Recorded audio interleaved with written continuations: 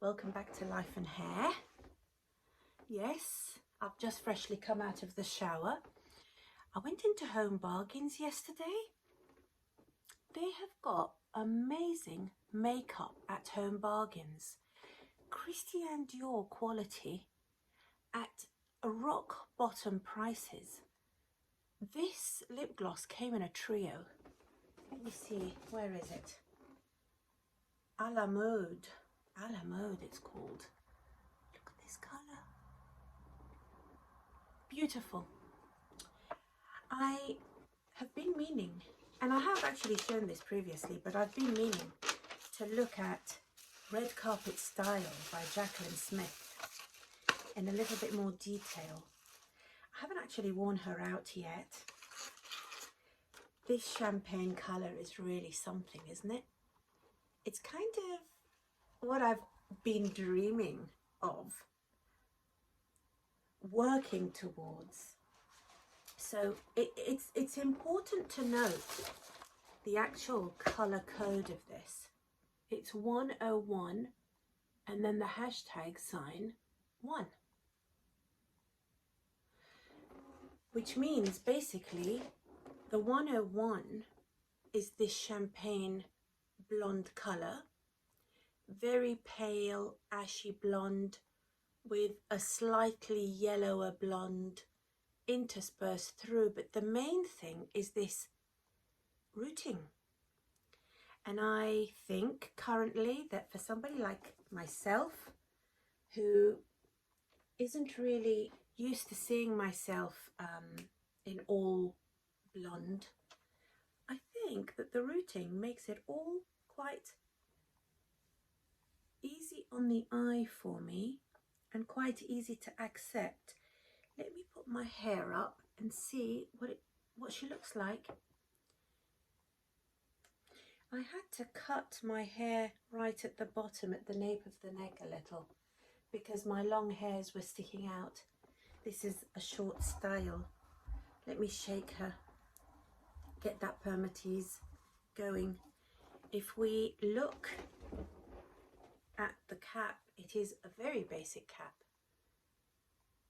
She's got not a very deep velvet front there, absolutely no lace front at all.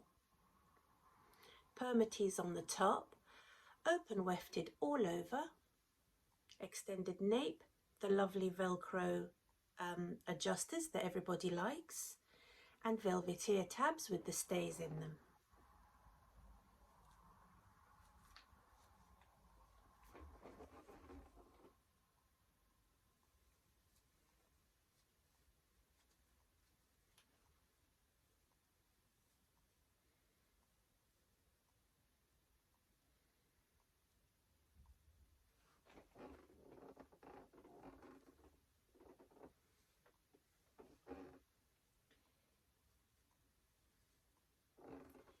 My hair is much darker.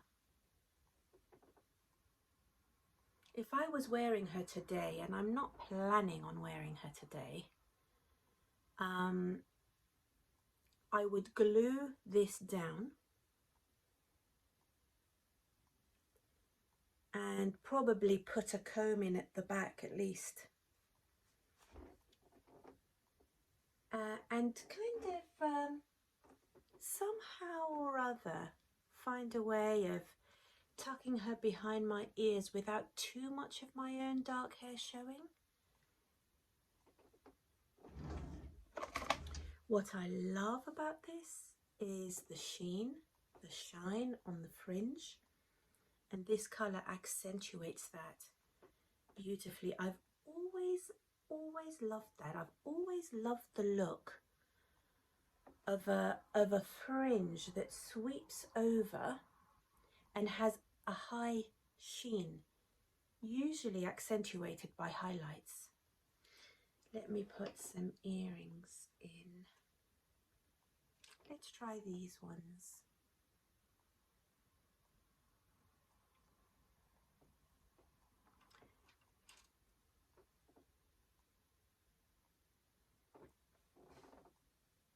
Have a look at the back.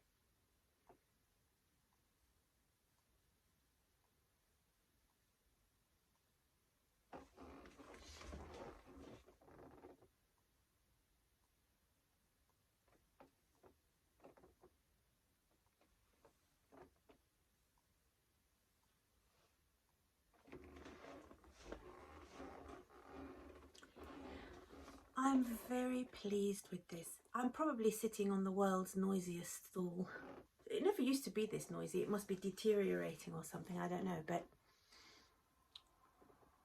red carpet style is lovely. It's actually modelled by Jacqueline Smith herself. And she was in a sale. £39 I think I paid for her. And I bought her in the colour that Jacqueline Smith was modelling. I thought, look, I can really see it. I mean, Jacqueline Smith in my book is a brunette. And she's got similar coloured skin to me. And I thought, well, this gives me a good idea of what it might look like on somebody with slightly more olive complexion and brown eyes. My mother had bright green eyes, believe it or not. Bright green eyes. And I will never forgive her, never, for not passing those bright green eyes on to me. I mean, she's lovely. Not much to say about her. Let me see, can I get a clip?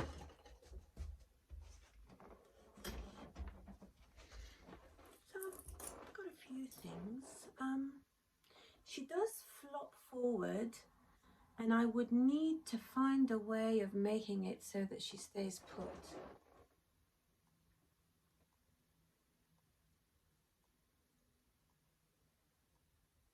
I love putting the clip through the wefts. You get a very secure feeling that that clip isn't going anywhere.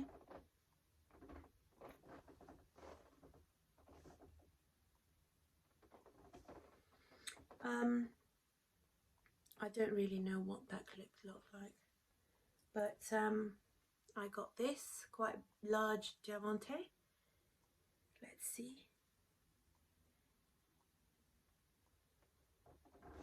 Actually, this is a really nice way of keeping the hair behind your ears. I think that's very, very nice. And if you like high shine, eye-catching, sparkly things, I mean, diamante on a sunny day is my idea of heaven. All of this is held back really securely, and you only need to manage the fringe. And I think just sweeping them to the side with your fingers is all you need to do. I wonder what would happen if I kind of fluffed her up at the top. Would that work? It would just fall over. I mean, that's cute. I really like that. Kind of looks quite natural. You know, a little bit more messy, but, you know, holds the hair in a very natural way. You know, even the darker hair here on the side isn't too glaring. It's not too obvious. This, with a nice sort of low cut top, is very acceptable to me. I'd feel very comfortable. I hope that you like red carpet style. There's not much really to say about her other than she's wonderful.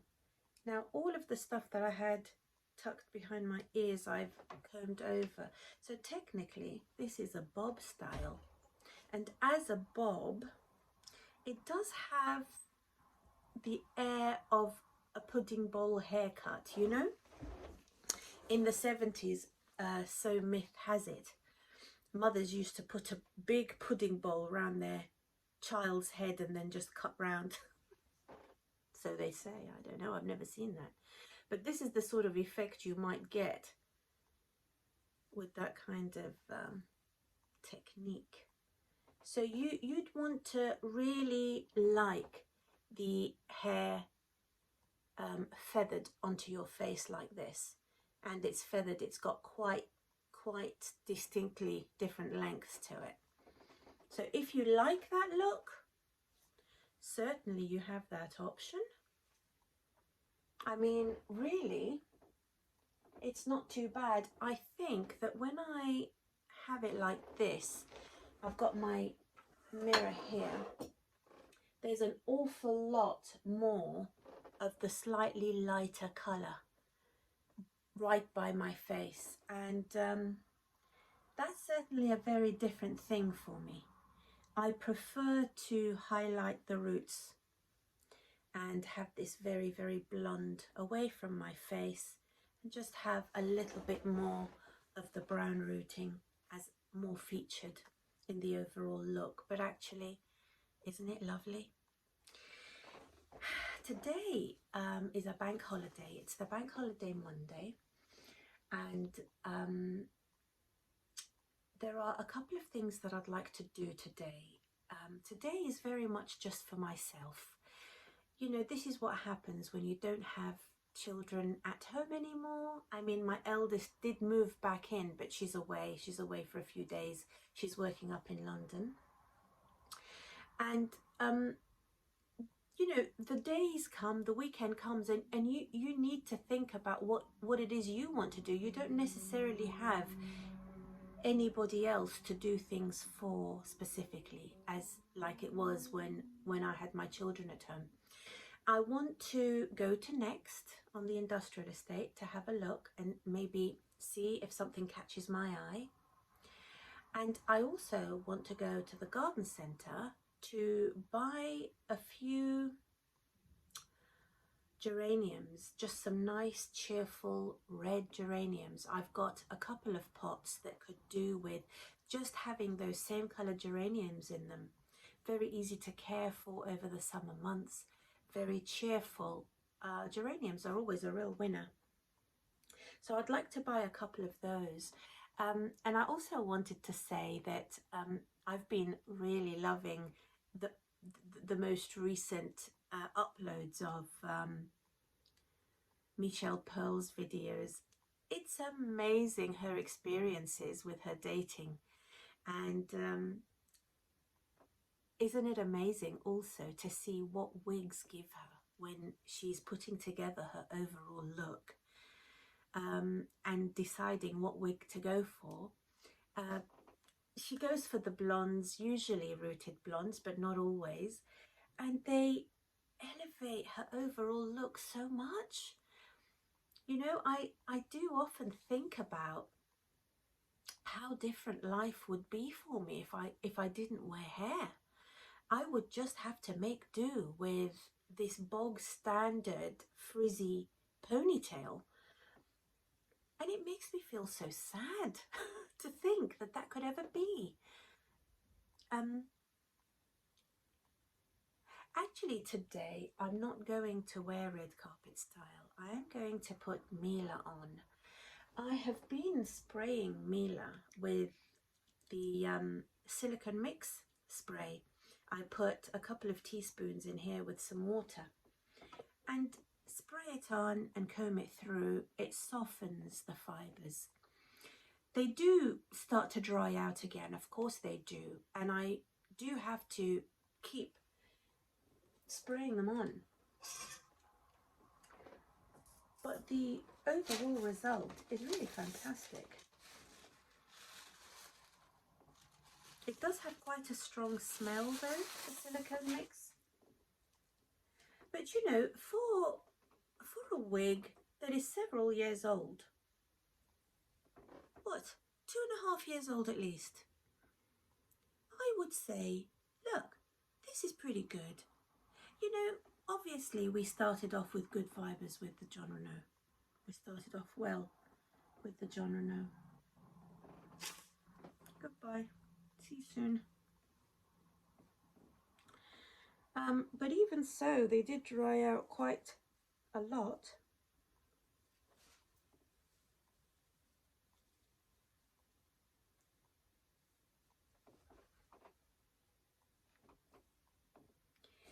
Not bad, eh? Seriously, not bad. Not bad at all. I've got a desire to have a little bit more height on the top, because Mila is actually, she likes to go straight down before going into the beach waves. Mila does. So flipping the part now and again does help with that by giving me a little bit more height at the top, which which just changes up the look a little bit. I mean, even with your own hair, you do change up your hair somewhat, just to give it a little bit more height. Isn't she just gorgeous? I am so pleased that I wear wigs. On Saturday night, we were invited to a friend's house for dinner. So there was the couple whose house it was, and she had a male friend who was there, and he had a male friend who was there, and then myself and my husband. I wore Ocean by Ellen Villa, and I wore a dress that you've actually seen on this site before, but the thing that new that I'd bought was these gorgeous high-heeled stilettos. Let me get them and show you. They're pewter, patent, very comfortable, amazingly comfortable, lovely heel. And what I specifically like about this heel is that it doesn't come down straight. It does go in a little bit, and I really like that. But really, it's exquisite. It's exquisite, and it gave me height. And the dress, I was wearing a midi dress, so it came sort of past my calf, above my ankle, and it just gave a very smooth, slimming, tall silhouette, which I was very pleased with. And then Ocean was just like the cherry on the cake. I felt complete. I felt very put together. I felt so blessed, because for you ladies out there who are going, who are getting ready in the evening, or contemplating going out either to see friends or going out with your other half, going out by yourself, maybe you're looking to find a partner or just to have fun, whatever your situation is, we're all in the same boat when we're initially getting ready to go out. And as time went on and I found that my hair wasn't really what it used to be, the whole prospect of getting ready to go out totally lost its sheen. It was no longer something that I looked forward to. I didn't see the point in experimenting with different makeups and different colours. There was no point me really trying to do anything different, because I knew that the finished result would be very flat, and it would be something that I wasn't happy with.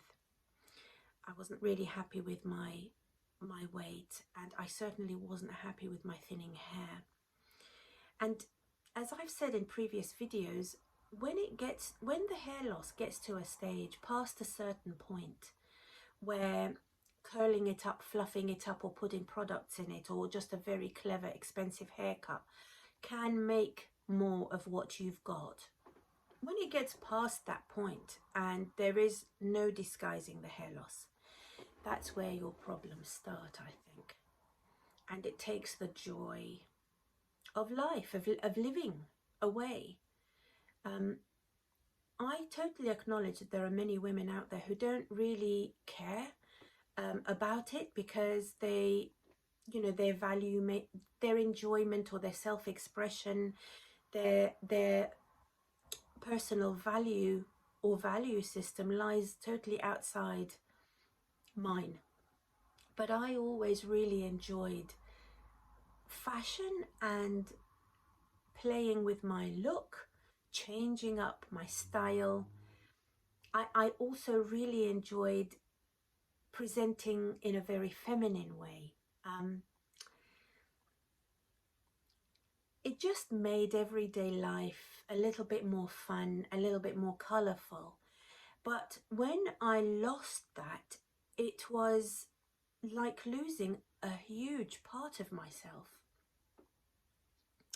And I couldn't express myself anymore. I actually felt like part of my personality had been removed. It was hidden. It was hidden.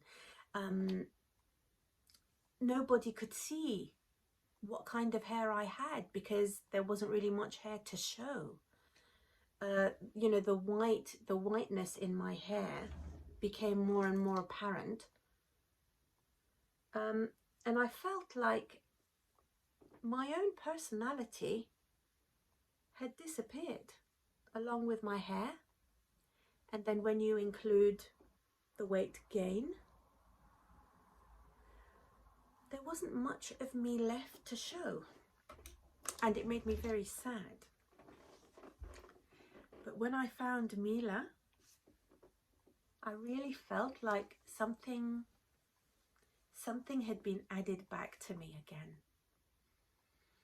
And wigs are great, toppers are even better, especially during the day. You know, especially if it's warm and during the day you've got all of your own hair all around. It's just the top part that isn't your own. But it does give you a lot of variety and versatility. But funnily enough, I didn't start with toppers. I started with this. And I chose this to most closely mimic my own hair in the same colour and the same style. And I am pretty pleased I did. And it shows you that I made quite a good decision, because even after all these years, this is the one that I love best. The full monofilament top makes it so that I can wear her like I would my own hair. You know, some days middle parting, some days side partings, other days pinned away from my hair. Pretty darn good. I was so pleased. I really felt like I'd found myself again. I wanted to talk also about a change that's happening in my life now. I've got this grandchild on the way.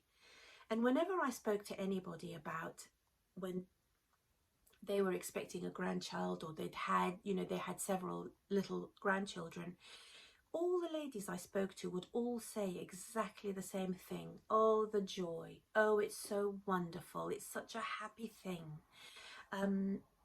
It's a great thing. You feel love like you never thought that you could.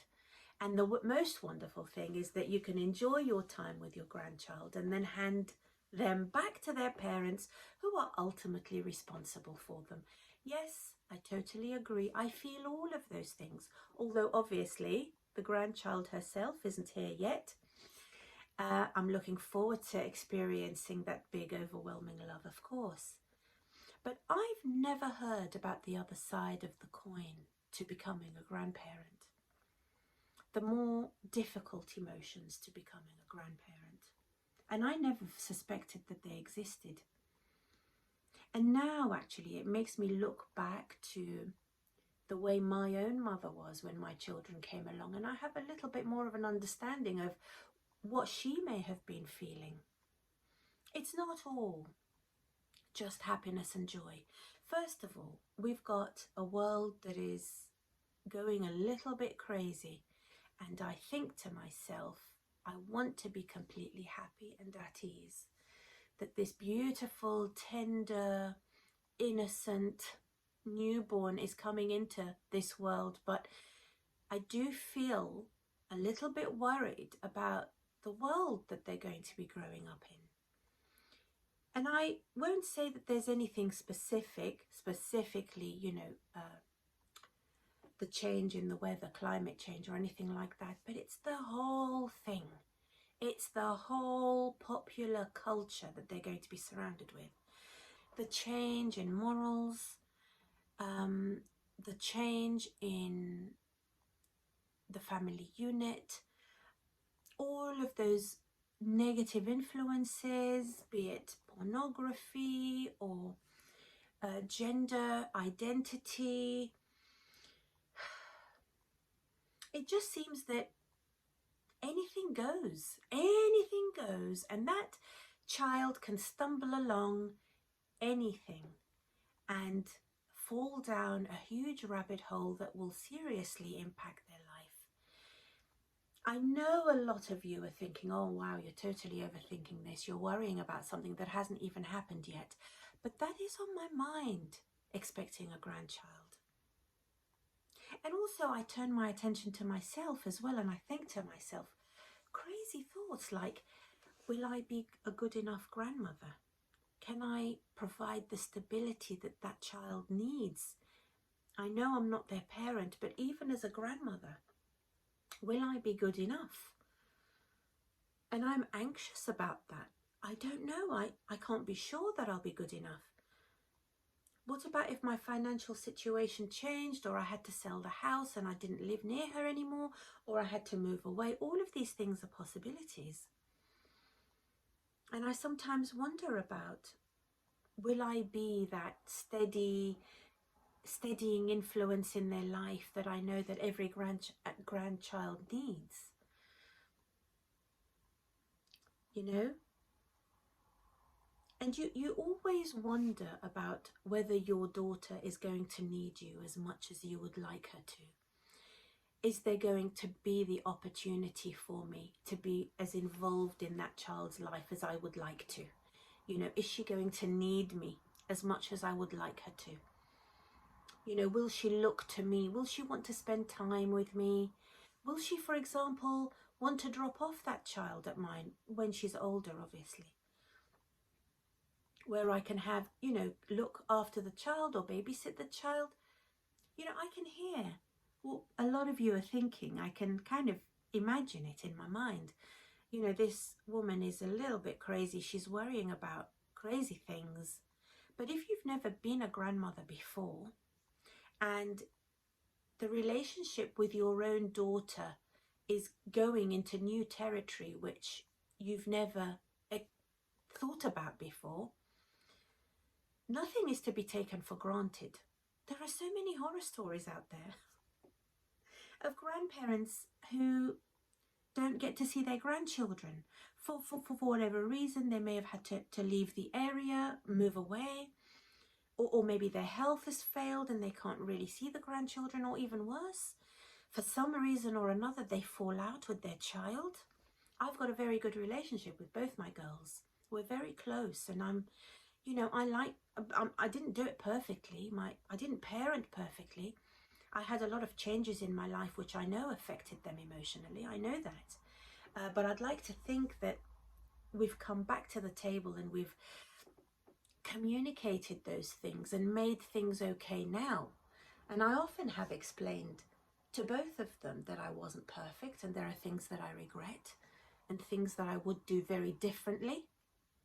And if I can't be a good example, let me at least be a horrible warning. I mean, we've said all those things, but there are things that I did right. I was always emotionally available, affectionate. I cared about them. I loved them. You know, I created as much of a home life for them that I was able to. But there are still these nagging doubts at the back of your mind when you're coming up to becoming a grandparent. Nobody ever talks about these things. Nobody. Only when I've communicated to another woman that this is how I feel, and I've pressed her and asked her, do you know what I mean? Have you ever felt like that? That they actually then let slip that yes, they have felt like that themselves. Yeah. Strange. Strange and very unexpected, but nothing that a little bit of Chanel chance can't make better. This is my signature scent and I adore it. So I'm going to get dressed. I'm going to get in my car and I'm going to go and do a little bit of shopping and maybe try and find some of those beautiful geraniums for my pots.